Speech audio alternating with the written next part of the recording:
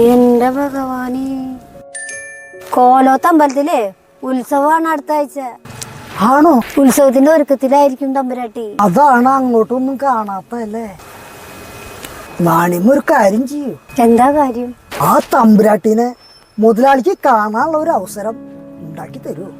എന്താ കുഞ്ഞുണ്ണിയെ കളി പറയാ നീയെ? ഒന്ന് സഹായിക്കും നാണിയമ്മ. നടന്ന തന്നെ.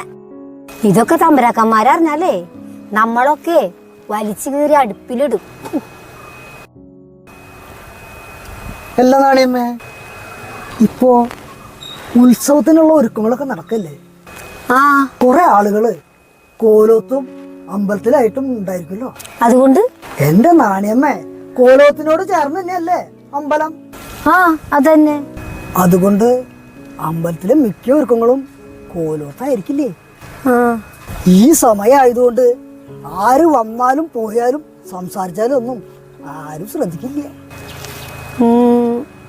ഇതിൽ എനിക്കെന്താ നേട്ടം? വെറുതെ വേണ്ട ഒന്നും. മുതലാളിയുടെ കയ്യിന്നേ ധാരാളം പണം വാങ്ങി തരാൻ ഞാൻ. കുഴപ്പാവോ? ഒരു കുഴപ്പമുണ്ടാവില്ല. നാണയമ്മ വിചാരിച്ച നടക്കും. നാളെ നീയേ കുറച്ച് പൂക്കളും മേടിച്ചിട്ട് നിന്റെ മുതലാളിയും കൂട്ടിയേ കോലോത്തിക്ക് വാ. പൂക്കളാ? അതെന്തിനാ? എടാ മണ്ണുണ്ണി, അമ്പലത്തിലേക്കുള്ള പൂക്കളൊക്കെ വേർതിരിക്കുന്നതും കെട്ടിക്കൊടുക്കുന്നതും തമ്പുരാട്ടിയും കൂടിയാ. ഓ അങ്ങനെ.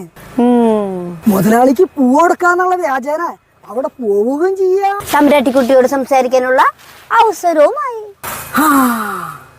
എങ്ങനെയുണ്ട്? കൊള്ളാം. വാണിയമ്മയുടെ ഒരു ബുദ്ധി.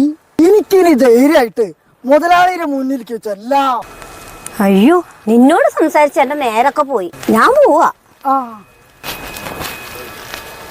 നാളെ കാലത്ത് തന്നെ നീ പോരേട്ടാ. നേരത്തെ വന്നാ ആ തമ്പുരാക്കന്മാരവിടെ ഉണ്ടാവില്ല. ശരി ശരി.